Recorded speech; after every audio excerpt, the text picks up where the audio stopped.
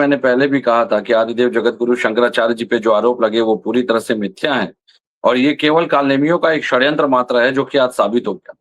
अब आशुतोष ब्रह्मचारी ने जो यू टर्न लिया है वो यू टर्न लेकर के अपने ही किसी गुरु भाई रामचंद्र, जो कि कालनेमी के स्वरूप में जिस प्रकार से ये पूरी तरह से षड्यंत्र कारित करने की बात कबूल रहा है और जिस प्रकार से आदिदेव जगत गुरु शंकराचार्य भगवान के खिलाफ बीजेपी समर्थक और कुछ साधु संतों ने टूलकिट बन करके बीजेपी के प्रचंड षड्यंत्र के साथ खड़े होकर के जो उनकी छवि को धूमिल करने का प्रयास किया, उन सभी टुटपुजियों और टूल किटियों से मैं चाहूंगा कि ये मीडिया दोबारा डिबेट कराए। कहाँ है आज वो मीडिया जो शंकराचार्य भगवान को आरोपित करने के लिए लगातार डिबेट पे डिबेट कराए जा रही थी, ब्रेकिंग चलवा रही थी। ऐसे कई प्रतिष्ठानों के नाम आप भी जानते हैं, मैं भी जानता हूँ, ये देश भी देख रहा था किस तरह से नोएडा में बैठ करके भांड मीडिया उस तरीके की टूलकिट को प्रायोजित तरीके से देश के सनातन धर्म ध्वज वाहक, सनातन के सम्राट और सनातन के हमारे शीर्ष नेतृत्व के ऊपर सवाल उठाने का काम कर रहे थे। और आज ये डिबेट चर्चा से गायब है। मैं अभी कई चैनलों पे देख रहा था, जो प्रमुख संस्थान जिनको सरकार से मोटा फंड जाता है टूलकिट चलाने के लिए, नैरेटिव सेट कराने के लिए, वो सारे मौन हैं। उनके चैनलों पे कोई डिबेट नहीं हो रही है आज इस मुद्दे पे, क्योंकि अब वो किस मुंह से जा करके थूक करके चाटने वाला काम करेंगे। उनके तो गले की हड्डी हो गई है। भाई आपने देश को भ्रमित किया, आपने सनातन को भ्रमित किया और योगी सरकार में, मैं फिर कहता हूं, योगी सरकार के कालखंड में इस देश में, मोदी सरकार के कालखंड में इस देश में सनातन के धर्म ध्वज सम्राट, धर्म ध्वज वाहक के ऊपर जिस तरह के अशोभनीय टिप्पणियां हुई, जिस तरह के अशोभनीय कृत्य कारित किए गए, ये सनातन का सबसे बड़ा नुकसान इस सरकार की कालखंड में हुआ है और ये काले अध्याय के रूप में इतिहास में दर्ज हो गया है। इस पाप से योगी सरकार और मोदी सरकार नहीं बच सकती। विवेक जी, लेकिन जो महाराज जी का चरित्र हनन किया गया, जो चरित्र हनन किया गया, मैंने उनके कई भक्तों को रोते हुए देखा। मैं कई ऐसे परिवारों से मिला जो कहते थे आज तक हमने भाजपा को ही वोट दिया है, लेकिन इन लोगों ने हमारे महाराज जी के ऊपर गलत आरोप लगाए हैं, अब हम भाजपा को कभी वोट नहीं देंगे। उनकी घर की महिलाएं भी बहुत दुखी थी कि हमारे पूज्य नहीं है। और ऐसा नहीं है कि शंकराचार्य जी ने सिर्फ योगी जी की आलोचना की है, शंकराचार्य जी ने राहुल गांधी की भी आलोचना की है। अखिलेश यादव की सरकार में लोग बार बार भाजपा ही कहते हैं। इनके जो एक नेता है ओम प्रकाश राजभर, वो तो अभी कह रहे थे कि साधु ये महाराज शंकराचार्य जी का को जो अपना काम करना चाहिए वो मुख्यमंत्री और प्रधानमंत्री की आलोचना क्यों करते हैं, वो तो सपा में शामिल हो गए, यहां तक बोला उन्होंने। उन्होंने कहा कि मार खाने के बाद आदमी के अंदर की शर्म चली जाती है। वो इशारा जिस चीज पे कर रहे थे। और अखिलेश यादव जी ने कहा कि भाई हमारी सरकार में एक अधिकारी ने उनके ऊपर लाठीचार्ज करवाया था, जब मुझे जानकारी थी तो मैंने महाराज जी से व्यक्तिगत रूप से हरिद्वार कुंभ में मिलकर इसके लिए माफी मांगी थी। पुलिस के कृत्य के लिए एक मुख्यमंत्री माफी मांग रहा है उत्तर प्रदेश का, और दूसरे मुख्यमंत्री जी इस मामले में कुछ बोल ही नहीं रहे। और उन्होंने नाम तो नहीं लिया, उन्होंने तो शंकराचार्य जी को कालनेमी की संज्ञा दे दी। अब सवाल ये उठता है विवेक जी, आशुतोष महाराज जी आज ये कह रहे हैं कि हमसे दबाव डलवा के ये, और उन्होंने कहा है कि मेरे पास तमाम व्हाट्सएप चैट और कॉल रिकॉर्डिंग सब है।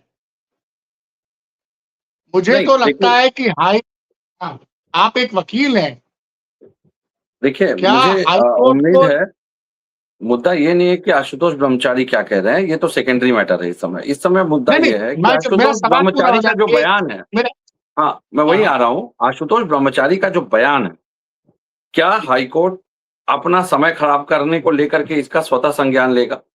क्या हाईकोर्ट में फॉल्स एफिडेविट फाइल, क्योंकि हाईकोर्ट, देखिए आशुतोष ब्रह्मचारी ने अपने वीडियो जो जारी किया उसमें एक बात स्पष्ट रूप से स्वीकार की है कि गलत तरीके से षड्यंत्र कारित करके फर्जी एफआईआर कराई गई, फर्जी षड्यंत्र किया, ये बात उसने स्वीकार कर ली है। तो जो हाईकोर्ट में पैरवी उस समय ये कर रहा था, और जिन मामलों में आदिदेव जगतगुरु शंकराचार्य भगवान की छवि को धूमिल करने के साथ सनातन के अखंड सर्वोच्च शिखर पे प्रहार करने का, चोटिल करने का, उसे दागदार करने का जो प्रयास था कुत्सित लोगों का, कालनेमियों का, क्या हाईकोर्ट इसका 340 सीआरपीसी में संज्ञान लेके इन लोगों के खिलाफ पुलिस की एफआईआर और जांच के आदेश देगा? पहला सवाल ये उठता है, हाईकोर्ट के ऊपर सवाल उठता है ये। हाईकोर्ट आंखें मूंद करके नहीं बैठ सकता अब ऐसे मामले में। ये एक कोई छोटा प्रकरण नहीं था, ये पूरे देश, अंतरराष्ट्रीय स्तर पे जो सनातन के के अनुयायी हैं, जो सनातन में आस्था रखते हैं, उन सभी के साथ विश्वासघात करने जैसा ये तो प्रमाण साबित हो गया। और उससे बढ़कर के आगे आइए, उत्तर प्रदेश पुलिस की कार्यप्रणाली क्या है? जेम्स ने एफआईआर लिखी, क्या उसने अग्रिम जांच की थी?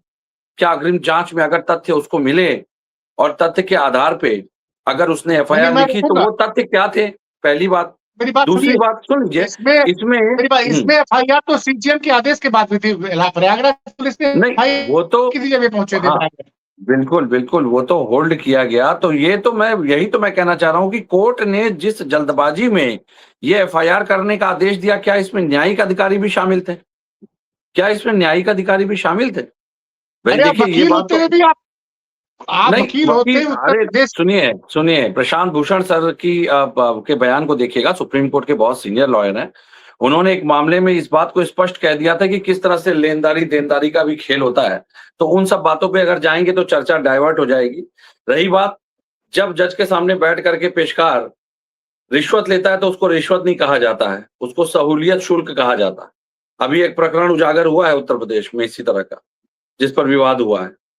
और मैं बड़ी जिम्मेदारी से आपसे कह रहा हूं, मैं अधिवक्ता हूं, इसीलिए मुझे कोई फर्क नहीं पड़ता है कि बार काउंसिल मेरा लाइसेंस कैंसिल कर दे, कोर्ट मेरे ऊपर कंटेम्प्ट कर दे। कारण है उसका, अपनी मर्यादा और गरिमा आपने खुद खराब की है, हमने नहीं खराब की है। एक आम वादी, एक आम गरीब पीड़ित जब जाता है तो उसको न्याय के लिए भटकना पड़ता है, और हाई प्रोफाइल मामलों में सुप्रीम कोर्ट रात में सुनवाई करता है।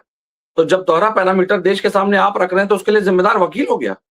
ये तो परिपाटी आपने शुरू कर रखी है, ये परंपरा तो आप आगे बढ़ा रहे हैं। और दूसरी बात, उससे बढ़कर के आइए, जो शंकराचार्य भगवान के प्रकरण में जितने डिबेट करने वाले साधु संत, जितने महंत बनने वाले लोग थे, जो एंकर्स थे, कहाँ है आज वो? सवाल तो आज उन लोगों की निष्ठा पे है ना। इस देश के अंदर पत्रकारिता जीवित है क्या? आज उनके भगवान का रिकॉर्ड बना है भाई, भगवान का यशोगान कर रहे हैं। अरे छोड़िए, ऐसे भगवान आते जाते रहते हैं। अभी रामभद्राचार्य जी का मैं बयान देख रहा था, अभी मैं रामभद्राचार्य जी का बयान देख रहा था। रामभद्राचार्य जी ने आज तक आशुतोष अपराधी को खंडन नहीं किया कि उनके शिष्य नहीं है। अब वो खंडन कर रहे हैं कि मेरे साथ घटना हो सकती है, पता नहीं क्या क्या अनर्गल प्रलाप कर रहे हैं। वास्तविकता ये है कि ये सारे तार मुझे लगता है कहीं ना कहीं डायरेक्ट इनडायरेक्ट उस तरीके से जुड़े रहे हैं जो कि सत्ता के सर्वोच्च पीठ पे, सत्ता के करीबी होकर के, सत्ता के शीर्ष में आशुतोष ब्रह्मचारी, चाहे मथुरा के देव बाबा आश्रम को लेकर के, क्योंकि देखिए ये तो सिविल सूट हो गया, ये तो मामला सिविल का निकल गया कि एक सिविल सूट के मामले को किस तरह से षड्यंत्र कारित करके शंकराचार्य जी को उसमें कन्विक्शन किया गया उनका, और उनको गलत तरीके से उनकी छवि को प्रभावित किया गया। उसके बाद भी आशुतोष अपराधी घूम के बयान दे रहा है। उत्तर प्रदेश पुलिस गिरफ्तार नहीं करना चाहती है क्योंकि ऊपर से आदेश नहीं है ना। अब ऊपर कौन है, किसका आदेश नहीं है, किसके इशारे पे हुआ, ये तो जांच का विषय है। उसी वीडियो का एक अंश है जिसमें कह रहे हैं कि सरकार के कुछ अधिकारी भी शंकराचार्य के खिलाफ इस षड्यंत्र में शामिल थे। अब तो इस मामले की हाईकोर्ट द्वारा बड़ी निष्पक्षता से जांच करानी चाहिए कि वो कौन से अधिकारी है। वो कह रहे हैं उनके पास सारे व्हाट्सएप चैट है, रिकॉर्डिंग है। सब कहने की बातें हैं, निष्पक्षता की बात, निष्पक्षता की बात करिए, गरिमा की बात करिए, सारे शब्दकोश के किताबों के वर्णित शब्द रह गए हैं। निष्पक्षता के पैरामीटर क्या होते हैं? जो पुलिस विवेचना करती है, जो पुलिस फर्जी एफआईआर, आज देखिए आदरणीय अखिलेश जी के परिवार पर टिप्पणी हो रही है खुलेआम। उत्तर प्रदेश में संत की सरकार है, अगले चौराहे पे यमराज मिलता, कहाँ यमराज है भाई? विपक्षी के घर की एक बच्ची के ऊपर लगातार टिप्पणी हो रही है और उस टिप्पणी को अनर्गल तरीके से बढ़ावा दिया जा रहा है सोशल मीडिया पे। अभी योगी मोदी के खिलाफ एक टिप्पणी कर दीजिए, देखिए कैसे एफआईआर दर्ज हो जाती है। और हमारी बाकायदा नेता ने, समाजवादी पार्टी के नेताओं ने जाके हजरतगंज कोतवाली में तहरीर भी दे दी, एफआईआर दर्ज हुई। आपके पास कोई सूचना है कि एफआईआर दर्ज कर ली है पुलिस ने, जांच शुरू हो गई है? वो कौन सा हैंडल है? जितने हैंडल है सबको आप सबका इतिहास खंगाल लीजिए, सब भाजपा के प्रायोजित समर्थक हैंडल है। इंस्पेक्टर साहब है, वो तहरीर लेते वक्त फोटो तो काफी खिंचवाते हैं, उनकी फोटो आई है। नहीं वो बताए, फोटो आई ठीक है, लेकिन मुद्दा ये है, देखिए रिटायरमेंट के बाद जो हजरतगंज के एसएचओ साहब है, रिटायरमेंट के बाद कहीं से चुनाव लड़ने की तैयारी कर रहे हैं, ऐसा लगता है। अरे उनकी गतिविधियां आप तो ये देखिए कि संजय प्रसाद उत्तर प्रदेश के जो सचिव हैं, उनको किस तरह से हाईकोर्ट ने टिप्पणी में घेर लिया, किस तरह से एनकाउंटर पे सवाल उठ रहे हैं उत्तर प्रदेश में, किस तरह से फर्जी 716 में उठा करके जेल भेज दिया जा रहा है, किस तरह शांति भंग के नाम पे चालान करके एक हफ्ते जेल में ठूस दिया जा रहा है लोगों को। अब 2-2 लाख रुपए की रिकवरी पुलिस वालों की जेब से होगी। अब जिन आकाओं के कहने पे ये 716 कर रहे थे, या जिन लोगों की शांति भंग की चालान में धाराओं में चालान कर रहे थे, एक हफ्ते जेल में बिठा रहे थे, अब जाए अपने आकाओं से लेके पैसे भरे 2-2 लाख रुपए, भरेंगे क्या उनके आका? तो ये पुलिसकर्मी 2 कौड़ी की अपनी केवल 2 कौड़ी की सहूलियत के लिए अपने भविष्य को दांव पे लगा के अपना करियर खराब कर रहे हैं, करते रहे। भाई इनके आका तो अब खड़े नहीं होंगे, इनके आकाओं ने तो हाथ खड़े कर लिए हैं। लेकिन जिनके निर्देश पे 151 या 716 में आप एक हफ्ते 10-10 दिन जेल रख रहे थे लोगों को, अनर्गल अवैध तरीके से इलीगल डिटेंशन कर रहे थे, चाबुक तो चल गया, उस पर हाईकोर्ट ने डंडा चला दिया है। अब जाइए उन आकाओं से लीजिए, 2-2 लाख रुपए भरे। वो जिम्मेदार अधिकार तरीके से हाईकोर्ट भी देखे, हाईकोर्ट को ऐसे कंडीशंस में जहां बर्खास्तगी करनी चाहिए, जहां तत्काल इस प्रभाव से सस्पेंड करना चाहिए। सुल्तानपुर के एक प्रकरण में देखिए डीसीपी को तलब कर दिया है, कुछ 6-7 इंस्पेक्टर लोगों के साथ। लेकिन मुद्दा ये नहीं है, इन सबसे पुलिसिंग नहीं सुधरने वाली है। पुलिसिंग तब सुधरेगी जब एक जिम्मेदार डीजीपी मिलेगा उत्तर प्रदेश को, जब डीजीपी को पता होनी चाहिए कि उसके विभाग की क्या आवश्यकताएं हैं, समीक्षात्मक रूप से रिपोर्ट बना करके वो पारित करवाएगा, कानून लागू करवाएगा, सरकार से अनुशंसा करवा करके वो फंड सही दिशा में इस्तेमाल होगा, तब जाकर के पुलिसिंग सुधरेगी। ये केवल कागजी खानापूर्ति से अगर पुलिस सुधरती और भर्तियों से पुलिस सुधरती, तो भर्तियों के मामले और पुलिसिंग के मायने 2 अलग चीजें होती हैं। मुझे लगता है कि उत्तर प्रदेश के गृह मंत्री को यही जब नहीं पता कि भर्ती करना और पुलिसिंग को संचालित करना 2 अलग विषय है, तो पुलिसिंग क्या करेंगे, पहली बात। दूसरी बात, शंकराचार्य जी के विषय पे आते हैं। मैं तो बड़ी जिम्मेदारी से सवाल उठा रहा हूं जी, इस पे हमने कई बार डिबेट की। हम पहले दिन से ये बात कह रहे थे कि शंकराचार्य भगवान की छवि के माध्यम से चारों पीठों पे कब्जा करने का प्रयास चल रहा है। आज ये बात सामने आ गई। ये पूरा मामला तो एक सिविल सूट का निकला, जिसमें कि एक पीठ के एक किसी मठ की जमीन को लेकर के पूरा मामला है। देव बाबा जी का कोई आश्रम है और श्रवण समाज के ट्रस्ट के अधीन है। कोई रामचंद्र दास है जिसने फर्जी वसीयत तैयार करके सिविल सूट दाखिल कर आश्रम पे कब्जा किया है। तो ये सारा मामला जो है, अगर आशुतोष ब्रह्मचारी के संज्ञान में था, तो शंकराचार्य जी का इसमें कहां से रोल आ गया, इन्वॉल्वेशन हुआ, किन लोगों के कहने पे हुआ? अब इसकी सुप्रीम कोर्ट की निगरानी में क्यों नहीं जांच होती भाई? हाईकोर्ट ही तो सुनवाई कर रहा था। चूंकि हाईकोर्ट ने अपनी भूमिका का निर्वहन किया, उसने तुरंत स्टे किया। लेकिन ये 340 सीआरपीसी का सीधा-सीधा मामला है, ये पद की दुरुपयोग का सीधा-सीधा मामला है, ये फर्जी कूट रचित दस्तावेजों का 67, 68, 71 का सीधे-सीधे मामला है। और इसमें गंभीर धाराओं में एफआईआर दर्ज करके आशुतोष ब्रह्मचारी के ऊपर और षड्यंत्रकारियों के ऊपर, जिन लोगों का वो नाम इंट्रोगेशन में दे दे, उन सभी के ऊपर पॉक्सो की उसी 10 साल की सजा धाराओं में आजीवन कारावास की उसमें होनी चाहिए, जिस तरह की पॉक्सो में थी। क्योंकि अगर पॉक्सो में गलत सबूतों के बयानों के आधार पर कन्विक्शन हो जाता, तो शंकराचार्य जी का पूरा जीवन नर्क हो जाता। तो मुझे लगता है कि एक संदेश अब ये न्यायपालिका के ऊपर है कि न्यायपालिका एक कठोर संदेश दे। अभी कुछ दिन पहले एक आदेश आया था कि फर्जी एफआईआर करने वालों पे भी एफआईआर होगी। उस आदेश को वापस ले लिया उत्तर प्रदेश सरकार ने। क्यों ले लिया भाई? मैं आपको रुकूंगा। क्या कोई अधिकारी अपने मन से शंकराचार्य के खिलाफ साजिश रचेगा? कुछ भी हो सकता है, कुछ भी हो सकता है। उत्तर प्रदेश में बेलगाम प्रशासन, सुन लीजिए, उत्तर प्रदेश का प्रशासन बेलगाम है। योगी आदित्यनाथ जी केवल मुख्यमंत्री जरूर है, लेकिन नियंत्रण अगर उनके हाथ में होता तो प्रशासनिक अमले में एक कम से कम संदेश होता कि कार्यवाहक मुख्यमंत्री जैसी जो उनकी भूमिका है, सुन लीजिए, कार्यवाहक मंत्री जैसी अगर उनकी भूमिका नहीं होती मुख्यमंत्री की, तो या उत्तर प्रदेश सरकार ऐसे आदेश जारी करती कि हमारे सांसद विधायक जाएंगे तो आप उनको सम्मान दीजिए। प्रशासनिक अधिकारियों से के लिए फरमान जारी किए जा रहे हैं, तो इससे आप उत्तर प्रदेश सरकार और उसके नियंत्रण की स्थिति का आकलन कर लीजिए। वो तो सरकार अपनी फजीयत खुद ही करा रही थी ऐसे आदेश जारी करके कि जब हमारे नेता मंत्री सांसद जाए तो उनको सम्मान दो, उनको कुर्सी दो, उनको पानी पिलाओ, उनको चाय पिलाओ। तो ये तो सीधे सीधे उत्तर प्रदेश के नियंत्रण, जो उत्तर प्रदेश का नियंत्रण योगी आदित्यनाथ जी बतौर मुख्यमंत्री उनके हाथ से निकल चुका है, ये उसका प्रमाण था साक्षात। अब लोग अपरिपक्वता की नजर से इस दृष्टिबोध को ना देख पा रहे हो, ना समझ पा रहे हो, तो ये उनकी दूरदर्शिता की कमी है भाई, परिपक्वता की कमी है। राजनीतिक समझ तो सीधी बात होती है। क्या समाजवादी पार्टी में आदरणीय अखिलेश यादव जी के कार्यकाल में कभी इस तरह के आदेश फरमान प्रमुख सचिव के स्तर पर जारी हुए? कि जब जनप्रतिनिधि जाए तो उसको सम्मान दिया जाए। ये तो आप भीख मांग रहे हैं प्रशासन से। तो ये कैसी सरकार है जो अपने जनप्रतिनिधियों के लिए भीख मांगने के लिए मजबूर है कि उनको सम्मान नहीं मिल रहा है। तो इससे स्पष्ट होता है कि योगी जी के नियंत्रण से उत्तर प्रदेश बहुत पहले ही हाथ से निकल चुका है। अब जो नियंत्रण करने का प्रयास किया जा रहा है वो प्रशासनिक स्तर पे प्रशासनिक लोगों से ही, प्रशासनिक लोगों को ही निवेदन के माध्यम से करवाया जा रहा है। लेकिन विवेक जी, मुद्दा वही आता है, क्योंकि आप मुझे नहीं लगता है, मेरा अपना एक अनुभव है, मीडिया में काम करते हुए मुझे 36-37 साल हो गए। जब तक ऊपर से राजनीतिक दबाव नहीं होगा, कोई अधिकारी क्यों करेगा भाई? कोई व्यक्तिगत दुश्मनी से शंकराचार्य ने किसी का खेत लिखवाया था, किसी की जमीन अपने नाम करवा ली थी। देखिए यहाँ पे तो ये बहुत तो राजनीतिक षड्यंत्र लग रहा है।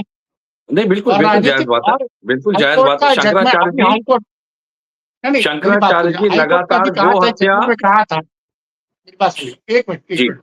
हाईकोर्ट ने अभी कहा था कि पुलिस अधिकारी संविधान के प्रति समर्पित नहीं है, वो अपनी राजनीतिक आकाओं आकाओं के के प्रति समर्पित होकर काम कर रहे हैं। बिल्कुल जायज बात। अब इन दोनों चीज को मद्देनजर आप बताइए कि क्या हो रहा है उत्तर प्रदेश में। नहीं, देखिए 2 बातें स्पष्ट रूप से इसमें जानना चाहिए आपको कि आदिदेव जगतगुरु शंकराचार्य जी के प्रकरण में जिन अधिकारियों की संदिग्ध भूमिका रही, जिन अधिकारियों ने बटुकों के ऊपर प्रहार किया, चोटिल किया, त्रिवेणी को बटुकों के रक्त से, वृद्ध संतों के रक्त से लाल करने का काम इस कालखंड में किया। ये कालखंड का सबसे काला अध्याय योगी आदित्यनाथ जी के सरकार में, जो कि भाजपा के एक संत हैं, उनके कार्यकाल में दर्ज हो चुका है। और उससे बढ़कर के अगर आगे देखा जाए तो मोदी जी का मौन, चूंकि शंकराचार्य जी का जो आश्रम है वो बनारस के घाट पर स्थित है और उसमें मोदी जी की लगातार मौन भूमिका कहीं ना कहीं इस सारे कृत्य का समर्थन करती नजर आती है। एक बात। दूसरी बात, इस शंकराचार्य जी के प्रकरण में जो आशुतोष ब्रह्मचारी की भूमिका रही, ये तो बात सही है। इसमें मैं हमेशा एक बात कहता रहा हूं कि चारों पीठों के धन संपदा से लेके चारों पीठों की संपत्ति, चारों पीठों के जो खास करके उनके पास जो लैंड बैंक है, उन पे कब्जा करने का बड़ा प्रयास चल रहा है काफी लंबे समय से। इसीलिए फर्जी आडंबरधारी शंकराचार्यों की एक बाढ़ खड़ी की जा रही है कालनेमियों के माध्यम से और राजनीतिक अब आप तो मंतव्यों एक को। नई बात कर रहे हैं कि शंकराचार्य के पास जो जमीन होती है तो भक्त उनको दान देते हैं कि आप आश्रम चलाइए, सामाजिक कार्य कीजिए, तो उनकी जमीन भी, मतलब गजब जो कहते हैं, हम अखिलेश यादव बार बार कहते हैं कि भाजपा मत कहो, वो बोलते हैं प्रेस कॉन्फ्रेंस में कि भारतीय जमीन माफिया पार्टी बोलो इनको आप।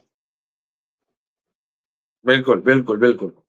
देखिए एक बात आपको समझनी पड़ेगी, जिम्मेदारी से समझनी पड़ेगी कि शंकराचार्य जी के प्रकरण में मैंने एक बात स्पष्ट रूप से कही कि भाजपा और संघ मिलकर के कई ऐसे कृत्य कर रही है जिससे कि शंकराचार्य जी के और सनातन के गूढ़ रहस्यों को जानने वाले प्रमुख संतों के आश्रमों पे कब्जा किया जा सके, जो उनके राजनीतिक मंतव्यों को आगे बढ़ाने में सहयोग नहीं करते। एक बात, शंकराचार्य समय से गो हत्या को रोकने की दिशा में जो एक योजनाबद्ध तरीके से, प्रामाणिक रूप से, प्रासंगिक रूप से और सनातनी प्रारूप में जो एक युद्ध लेकर के आगे बढ़ रहे हैं, उस युद्ध से भाजपा असल में डगमगा गई है। कहीं न कहीं भाजपा, क्योंकि जिस तरह से स्लॉटर हाउस वालों से चंदे लेती है, उत्तर प्रदेश में कानून कागजों पे तो है, लेकिन गो हत्या को रोकने की दिशा में जो वास्तविक रूप में जो कड़ाई से पालन होना चाहिए, अगर वो पालन होता, तो मुझे लगता है कि कुछ दिन पहले अभी नवरात्र मार्च में बीते हैं, प्रमुख स्थानों में उत्तर प्रदेश में बरेली की बात करिए, चाहे आगरा की बात करिए, चाहे आजमगढ़ की बात करिए, कई जगहों पे गोवंश पाए गए। अगर उत्तर प्रदेश में गोहत्या वास्तव में नहीं होती तो गोवंश के अवशेष कहां से आ गए? मुद्दा ये नहीं है, मुद्दा ये है कि भाजपा को चंदे देने वाले उन सारे चंदा दीवियों को समस्या है शंकराचार्य जी के इस उद्देश्य से कि कहीं सनातन की दिशा में जागरूक होकर के हिंदू वो रक्षा के लिए मैदान में आ गया तो कहीं भाजपा का चंदा न बंद हो जाए और भाजपा कैसे अपने उन गो हत्यारों को, चंदा देने वालों को, स्लॉटर हाउस चलाने वालों को, दुधारू पशु काटने वालों को संरक्षित कर पाएगी, इस बड़े उद्देश्य से लोग घबराए हुए हैं। क्योंकि बीफ के एक्सपोर्ट में काफी लंबा पैसा ये लोग कहीं ना कहीं पॉलिटिकल फंड के रूप में ले रहे हैं। ये आरोप लगते रहे हैं, आरोप भी क्या लगे, एडीआर की रिपोर्ट में है बाकायदा।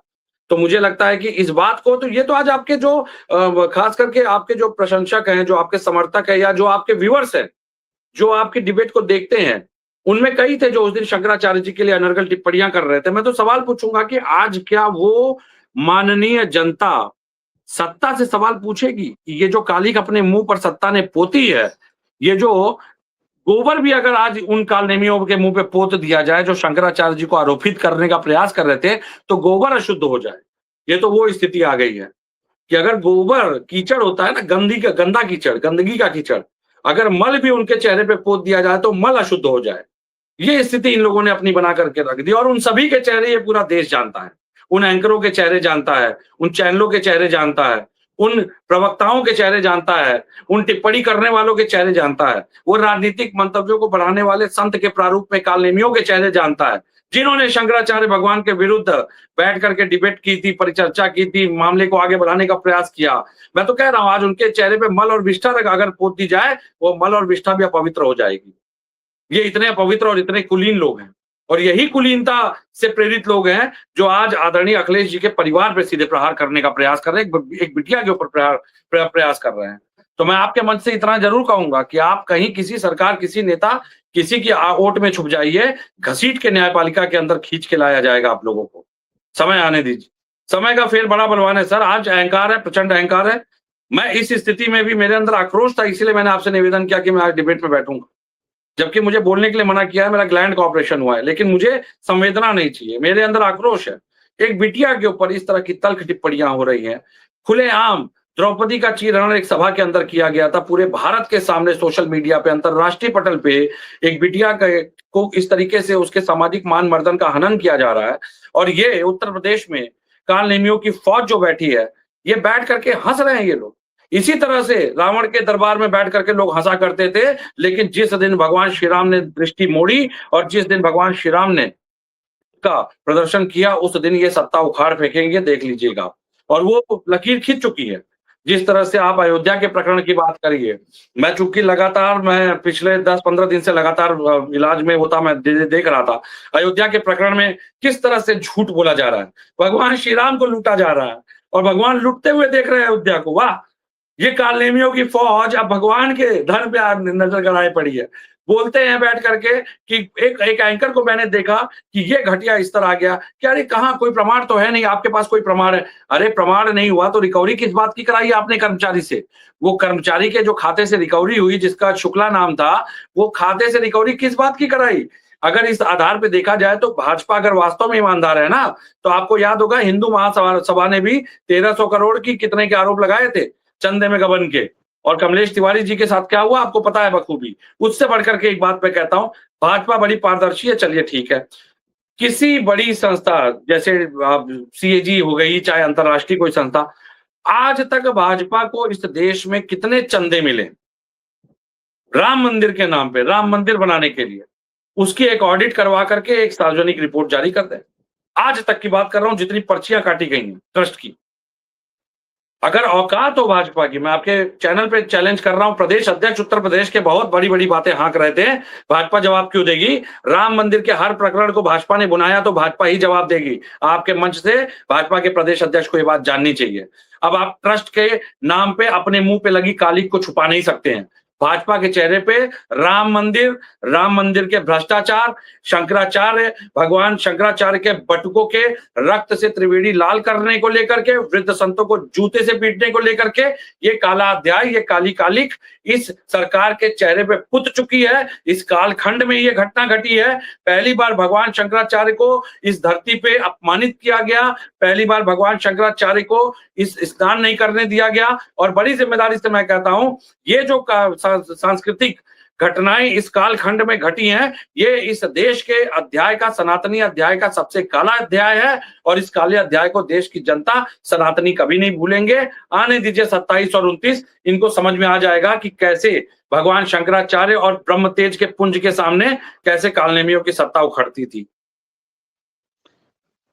ठीक है विवेक जी, आपकी तबीयत खराब थी, उसके बावजूद भी आप हमारे साथ बैठे। आपने अपने विचारों को, चूंकि आप बहुत भावनात्मक रूप से बहुत थे और आपने पहले दिन से लगातार इस मुद्दे पर खुलकर बोला था। अगर मुझे याद आ रहा है तारीख, तो ये मार्च के पहले या दूसरे हफ्ते के समय से ये पूरा प्रकरण शुरू हुआ था और 100 दिन के अंदर ही इस पूरे प्रकरण का पटाक्षेप हो गया। ये होता है महादेव की कृपा, जिसपे आप भी बहुत भरोसा रखते हैं। स्वामी मैंने चैलेंज किया अमृतेश्वरानंद था, जी भी आपको याद महादेव। होगा सर, मैंने चैलेंज की, मैंने आपके मंच पे चैलेंज किया था कि इसी तारीख को दोबारा बैठेंगे, इसी तारीख को दोबारा बैठेंगे और भगवान शंकराचार्य बाकायदा बाइज्जत बरी होंगे। ये मैंने चैलेंज किया था बाकायदा आपके मंच पे। ये कृपा है भगवान आपकी बात महादेव सही सब। साक्षात महाकाल की कि 100 दिन के अंदर स्थितियां बदल गई। चलिए, हम उम्मीद करते हैं कि आप भगवान से प्रार्थना करते हैं कि आप जल्द से जल्द स्वस्थ हो। और आज इस महत्वपूर्ण चर्चा में जो आपने विचार रखे, वो बड़ी संख्या में 1000 से ज्यादा लोग इस वक्त अभी आधे घंटे में डिबेट को देख चुके हैं। और फिर हम लोग मिलेंगे। विवेक जी, आप आराम करिए, जल्दी स्वस्थ करिए। लगातार हम लोग चर्चा में आपको शामिल करते रहेंगे। धन्यवाद।